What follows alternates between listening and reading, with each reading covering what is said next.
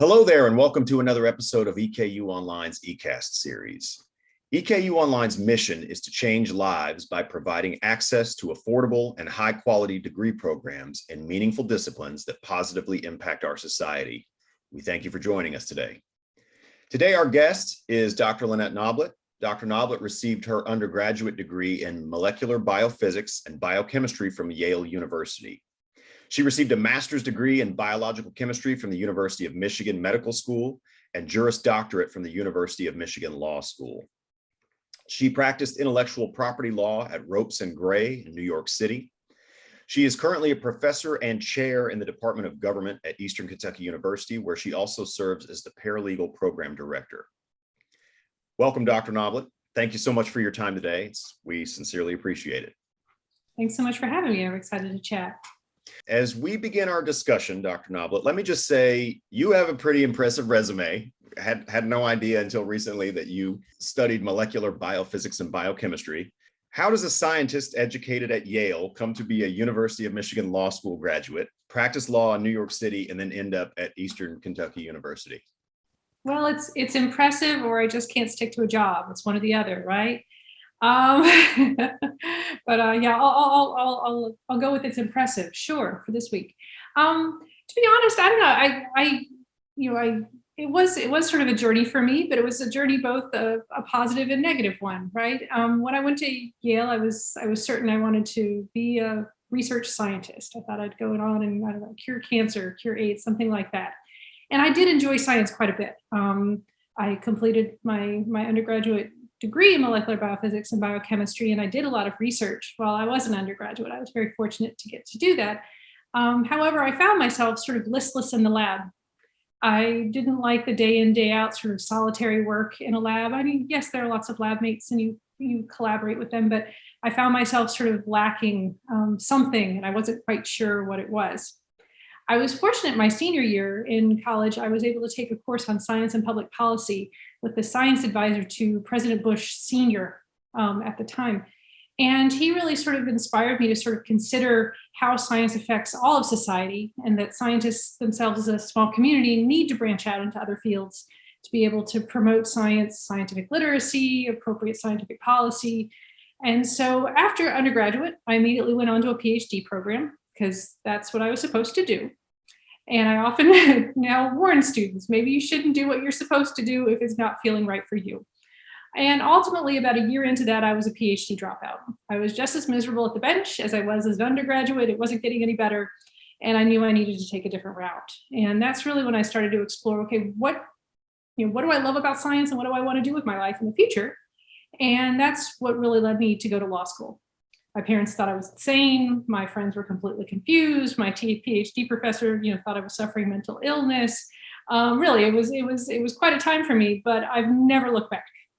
I loved law school. The second I got there, suddenly the idea of this, this rigorous logical thinking, debating skills, public speaking skills, these were all things that I sort of knew I had, but I never really got to use them as an undergrad or graduate student in science. And all of a sudden they were really highly valued. Also, I found that my scientific background was very highly valued in the law. I went on to practice patent law. I did a lot of patent litigation involving pharmaceuticals, telephone technology, you name it. I moved well outside of molecular biophysics by the time I was practicing within the law, and the technical background actually served me really well. So a lot of times I have students that say, okay, I want to go to law school. What should I major in? And I tell them, anything. You can major in anything. And they look at me like I'm lying, as if I'm sort of, hiding the ball and I'm making them guess, what's the perfect major? It must be out there. But there isn't one. The American Bar Association wants a broadly educated bar. They want people from all over the spectrum. So if you're a agriculture major, you may very well find yourself able to go to law school and help the agriculture community from a legal perspective. If you're a nursing major, obviously there are lots of roles for paralegals and attorneys with nursing backgrounds. So I encourage students, do what you love, do what you would want to do in your spare time. If you find yourself, always logging on and running to read about scientific public policy, maybe it's time to move that way. So it's been a crazy journey, but I never look back. I never regretted it. I think I don't regret majoring in science, and I don't regret leaving it either. It's a good answer for a good journey. It's still ongoing. I still feel like It's still a work in progress.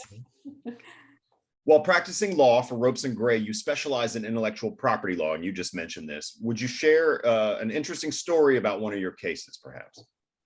Probably the most fun case that I enjoy telling stories about is a trademark case. I did a little bit of trademark work as well while I was at Ropes and Gray. And one of the cases, we actually represented a cola company, a soda company, which you probably recognize, that likes to use little bears at Christmas, little white teddy bears or polar bears at Christmas time. Well, there was another cola company that also used a bear, and you probably actually wouldn't know the name of that other company. They were quite small. But this little company decided to sue our big company and said that we had stolen their bear. We can't use our bears, and that they get bears and colas. And we said, well, no, that's pretty broad. And in trademark terms, we thought that was too much. So we actually, in trademark law, when you're dealing with things like major marketing launches that are occurring around holiday times, you have to go to the courts and approach them for injunctions. You need really fast relief for your clients because they need to be able to launch these commercials and that sort of thing. So we ended up having to approach the courts very quickly. And one of the things that we had to demonstrate to them is that there are lots of little white bears, little white teddy bears, little white polar bears, little cuddly things, and you can't have all of them. You can sell your cola using one bear, and we'll sell our cola using another bear. So we ended up with the fun instance in which we had to ask our paralegals to basically, here's the company credit card, go buy every white bear you can find in town. And so they gathered seriously, probably close to 100 white bears. Fortunately, New York City around the holidays is full of white bear little toys at the time. So they gathered those up. We dragged them all into federal court, putting them all around the courthouse in the courtroom before the judge. And we said, this bear, there are tons of white bears. And it ultimately would convince the court that our client could use one white bear and another cola company could use another white bear. We would not be infringing trademarks. So then after that, of course, we all had to celebrate our big win. And then we had to figure out what to do with all these bears. We ultimately would donate them to children's charities. So I think all of us kept one as a souvenir. Appropriately theatrical. That's very cinematic. Exactly. Good thing to be doing in New York for sure. I like that. You are the Paralegal Program Director here at EKU, and as such have a huge responsibility to ensure the strength and viability of that program. So if you could, Dr. Noblitt, please tell us a little bit about what a paralegal is and the Paralegal Program and what makes it unique. And is it completely online? Sure. Well, first off, let's start with what is a paralegal? A paralegal is a paraprofessional that works under the supervision of an attorney performing tasks that have traditionally been done by an attorney. So what does that mean in sort of layman's terms? There are lots of tasks that attorneys have to do: drafting motions, drafting memos, drafting forms, various documents that are either used in litigation or some type of transactional work within the law. Paralegals come in, they learn about these areas of law, and they're able to do those drafts under the supervision of an attorney that ultimately will review and sign that work. So what that means for attorneys is they're able to say leverage their work. That's the phrase we use in the law, where we're able to hire 2-3 paralegals, and you're getting 2 or 3 sets of clients served simultaneously, and then the attorney will come in and supervise those paralegals after the fact. Now at EKU, our paralegal program is accredited by or approved by the American Bar Association. This means that we have various things that we have to do to ensure that our paralegal students graduate with the skills that they need to be job ready day one. We very carefully assess our courses and our student work to make sure that our students are always fulfilling the expectations of their employers. So what does that mean? That means that we're constantly having, in these cyclical periods where we're having people come in from the legal community and review our courses. Make sure that, if we're offering a course in elder law, are we offering everything that an elder law attorney would expect a paralegal to be able to do, again, day one when they came into the office? Are we, in litigation, are we making sure that our students have the sort of systems of organization and the basic litigation skills to be able to draft documents, again, that attorney supervisors will require them to do when they come? What this ultimately means for us is, because we're in this constant discussion with the legal community, is we know exactly what's expected of our students, and we try to meet and exceed that. And I think it's very clear by the legal community that we succeed in that task. Many of our students, probably more than half, are employed before they ever leave the paralegal program. They'll do an internship, say the summer before graduation or semester or so before graduation, and they'll get gobbled up right then and there. I have a steady stream of offers from employers asking me, do you have anybody who wants to work in this town or wants to do this area of law? And we're consistently finding our students jobs. This past academic year, the 2021 academic year, I did a survey of our students and we had 100% placement. So that's something that I'm very, very proud of, and something that I think is a tremendous asset to students who come to EKU. I'm consistently, I do interviews, I do exit interviews with every single internship supervisor, and I consistently hear that our students exceed their expectations and often perform better work than other paralegal programs. And frankly, that's how I want to keep it. 100% placement. That's not nothing, as they say. No, it's not. In your experience, what kind of students have success in your program? In other words, what kind of skills, abilities, or attitudes should a student come to this program with in preparation for a career in paralegal? I guess kind of following up on your last question, is it 100% online? Yes and no. It is 100% online in that students never have to come to campus. But I know a lot of times students think of online work as being completely asynchronous. In other words, they can do it whenever they want. And the American Bar Association requires that approved paralegal programs have 9 semester hours, or what ends up being 3 classes synchronous. So we offer 3 classes synchronously in a format that we feel is the most friendly, if you will, for working students or online students. We offer our courses in legal research and writing 2 and litigation 2, both online, where they meet by Zoom 1 evening a week. And then we have a paralegal seminar that we meet in a residency format, which is literally all day for 5 days, running over a weekend. So we try to not, cut into too much work time. I know a lot of people are very busy, but those classes are synchronous. You will actually meet with your students, fellow students, and the faculty teaching those courses on Zoom for several hours throughout the semester. Now, what makes a good paralegal student, a good online paralegal student? Well, in a lot of ways, if you can succeed as an online student, you're going to be an excellent paralegal. What do paralegals have to do? They have to be organized, they have to be self-motivated, and they have to be able to problem solve and have quite a bit of independent judgment. So students that come, and not saying that we don't teach students these skills, we of course focus on it throughout our coursework, but a good online student is one who keeps up with dates and says, okay, I know the first day of class is August 15th. They don't have to be reminded that they have to physically go somewhere. They know to log on. In fact, they're probably logging on August 13th and seeing when the course starts to open, and we try to get those open early for people. They're downloading syllabi and calendars, and they're making sure they know when everything is due and what the specific due dates are for particular professors. Is this something due at noon? Is this something due at 11:59? What day is it due?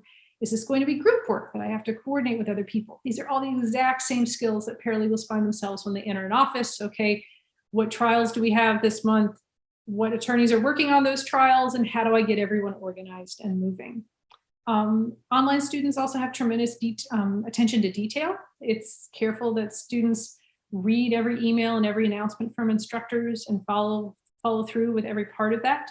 Again, paralegals have to do the exact same thing. They have to be able to take written and oral instructions and follow them to a T. So I think, again, if you're going to succeed as a paralegal, I think being an online student is a great way to sort of train some of those skills. And in fact, we've had a lot of supervisors, when I do exit interviews with them, say that they really admire their paralegals for having done their education online, that they realize the sort of struggles that innately has, particularly in the last year with the pandemic. I think a lot of attorneys have watched their children struggle with online learning, and then they turn to their paralegal and they're like, wow, you're doing that, plus working for me full time, plus caring for 2 kids or an elderly parent. I am amazed at you. But again, the sort of self-motivation, ability to solve problems, and get everything done at the end of the day while working remotely is a tremendous accomplishment and something that prepares you for that career. Please tell us a little bit about your graduates, graduation rate, their ability to find jobs. You mentioned 100% placement rate just recently, and their preparedness for future education. our graduation rate for students who enter the program and find that it's the right fit for them. Again, some students come in, take a class, and they're like, oh, paralegal wasn't quite for me. We pride ourselves in having a very high graduation rate. I couldn't give you an exact percentage just from our online, but we're talking over 80, 85% of our students get through the program. Again, we have very dedicated faculty who are really try to help the students as much as they can to be successful. And I think once students get into the program, figure out a way to sort of balance their life and balance the coursework, they can be quite successful, even if they are holding down jobs and caring for families and all the other things, myriad of things that we find ourselves doing these days. Again, for employment, that's one of our points of pride. Paralegal supervisors really value our graduates and often are clamoring for them. Lately, I've had far more attorneys asking for paralegals than I can produce in student graduates coming up. In fact, a lot of attorneys have been asking for, oh, I'd like someone with 3 years experience. Oh, I'd take someone who's graduating in a year or so. That would be fine. I also will say I keep in touch with a lot of our alumni, and they continue to have the same type of employment success that we see of our recent graduates. Again, as we're placing people, we're placing them into entry-level positions. That's the nature of the beast, if you will. But I also find that a lot of our alumni, are texting me, Facebook messaging me saying, oh, I got this job at this incredible firm, or I got this job at the DOJ. And they're definitely working their way up through the employment ladder, if you will, and paralegal, and they're quite successful as that in that regard as well. That also in turn, then of course makes it better for our entry-level paralegals, because they all of a sudden find themselves as supervisors in charge of hiring decisions. And of course, they're then emailing me like, oh, I need 2 assistants, who do you got? So it's one of these sort of self-perpetuating things that keeps us going. And I'm really proud of our employment, both entry level and more senior level in our program. Now, we have a lot of paralegals that do go on to continue their education. There are probably around 15 to 20% of our students go on to law school within 3 years of graduation. That's typically how long I'm following them. A lot of times students come to the paralegal profession sort of with one toe in the water towards law school. If I like this, I'll do law school. Maybe I'll go work for a firm for a couple of years and make sure. And I think that's incredibly wise.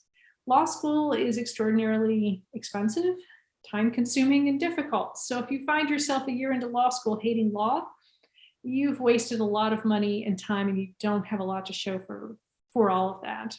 Versus coming and doing a paralegal program, getting an undergraduate degree, which frankly, really no one ultimately regrets. Undergraduate degrees can take you so many places. They later can go work for a law firm for a year or two and say, would I like to be my own boss? And if so, then law school's right for them.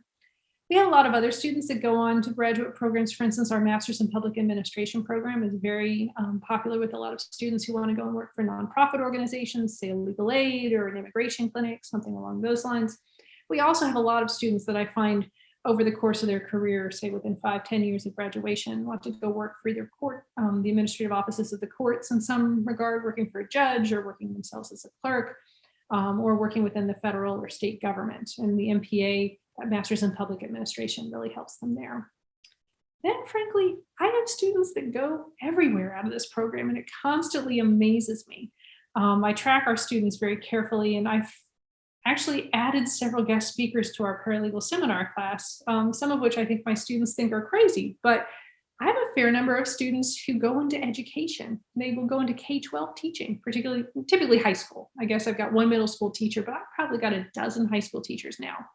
I think that the paralegal program, we do, obviously we have a general education background, and then we also have multiple courses in political science, upper division political science, and English. And I think a lot of people, obviously that prepares them for a master's in teaching. And I think a lot of people sort of get inspired. Maybe they're working with kids in a family law setting, and they decide they want to work with them in a slightly different setting. So we have several people who go on to teaching. I've had a lot of people go into insurance, into banking.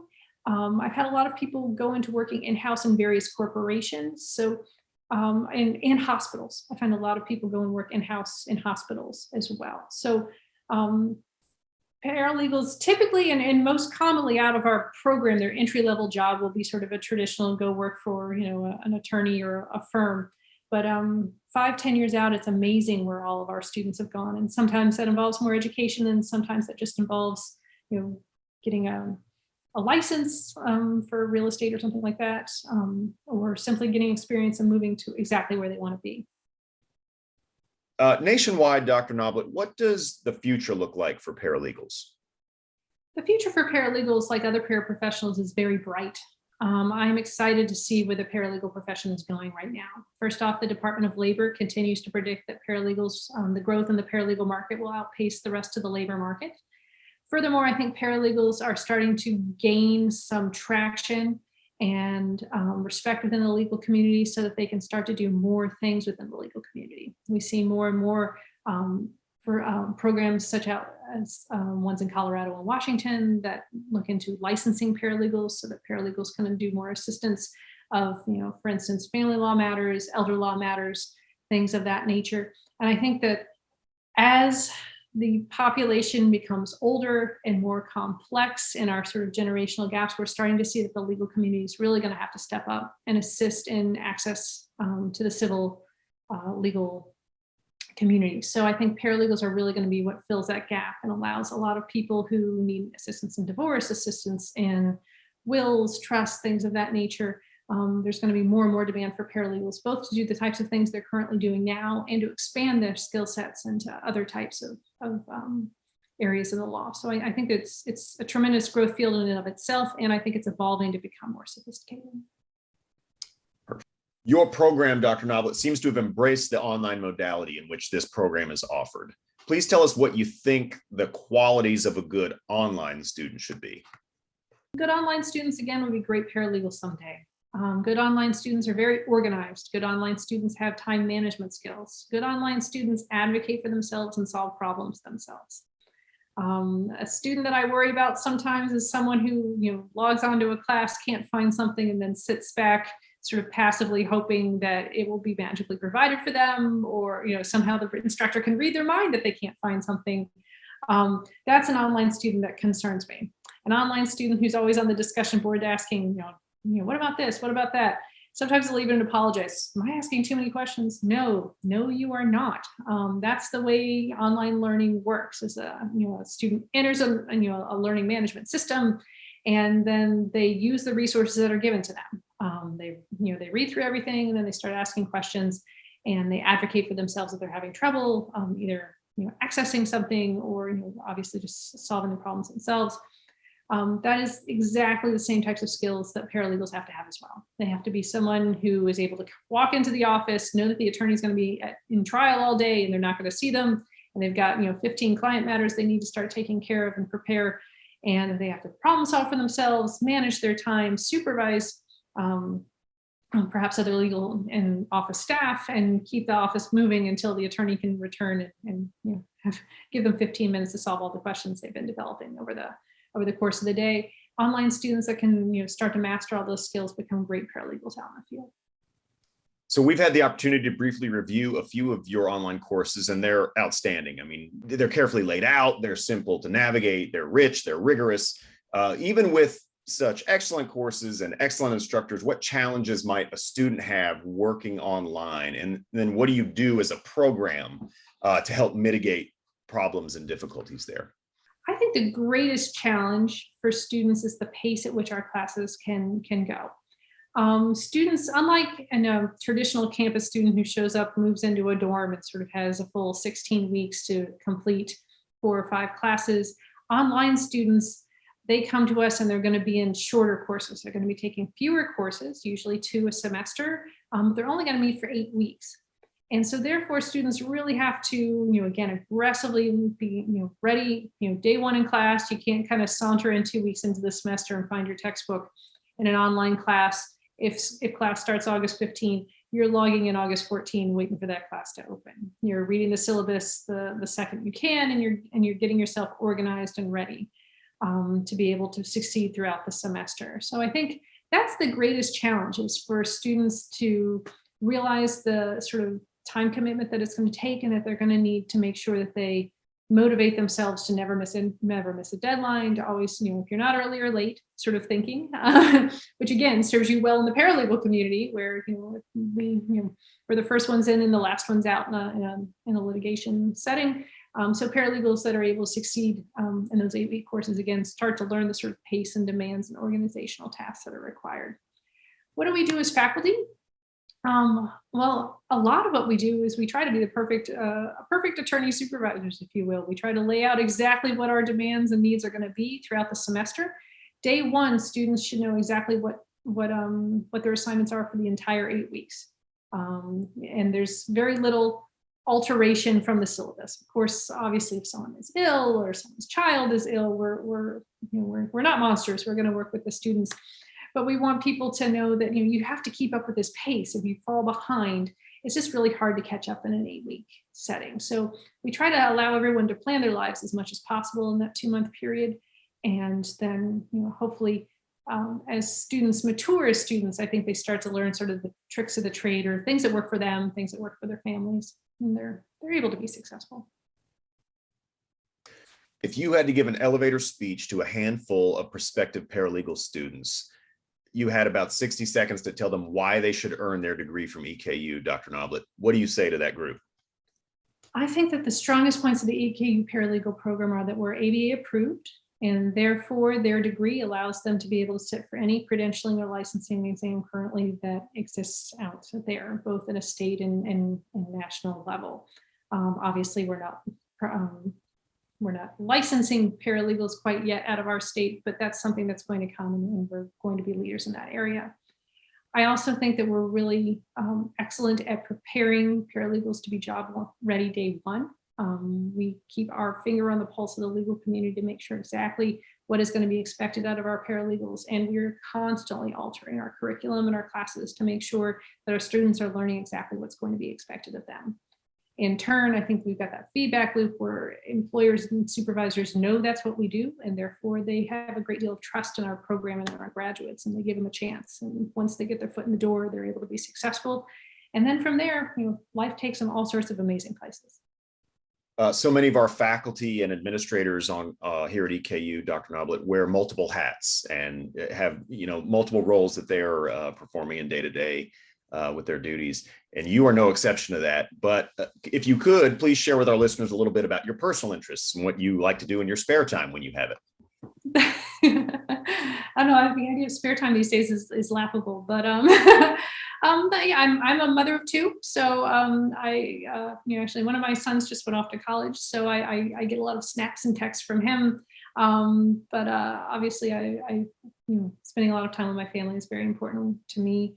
I also, I don't know, I guess I'm a typical hippie professor or something. I like gardening, I like yoga, I like all these sort of traditional nerdy pursuits. I also help with the EKU mock trial team, which I found to be a really fun way to combine working with students, mentoring students, and working on litigation and sort of, if you will, giving me that sort of competitive drive that I think litigation always provided me that perhaps academia does not as much. So the EKU mock trial team, I travel with other coaches and students on that throughout the academic year, and that's a lot of my hobby as well. Is there anything else you'd like to share with our listeners today? I think for this setting, I think one of the things that I hope listeners get out of today's session is an understanding of the paralegal profession, the understanding that paralegals are not just individuals who enter law firms and are sitting in offices doing sort of clerical work. They're not secretaries. They are individuals who are out in the legal community providing support to a variety of settings. And they can go all sorts of places from a paralegal program that don't necessarily involve the paralegal or even legal profession. Although the paralegal program is not in and of itself a liberal art. It can prepare students to go several places. Again, we've had students go to law school. I've had students go on to get counseling degrees. They've practiced paralegal in paralegal settings around family law lawyers, and then they decide, I don't want to deal with the legal part. I want to deal with the counseling part, and they're well prepared to do that. And I'm very proud of our students and our program in that it prepares students to go a variety of directions. I was reading once that students, people on average in America, a kid born today will have on average 8 jobs in their lifetime. And that doesn't mean 8 job settings, but actually 8 job titles, like their CIP codes would be different. And I feel like the paralegal program owes it to our students to prepare them for all 8 of those. And even if they're fresh out of high school, come to us, get a paralegal degree and start as a paralegal, the other 7 jobs on average they get, have we given this sort of critical thinking, critical reading, communication skills to prepare them? And again, that's our goal, is to be able to do that. And I think we're succeeding. Our guest today has been Dr. Lynnette Noblitt of the EKU Online Paralegal Program. Thank you so much for your time today, Dr. Noblitt. It's been a real pleasure speaking with you and getting to learn a little bit more about the world of paralegal and its significance and what a key part it is of EKU's educational offering. Thanks for having me. It's been fun.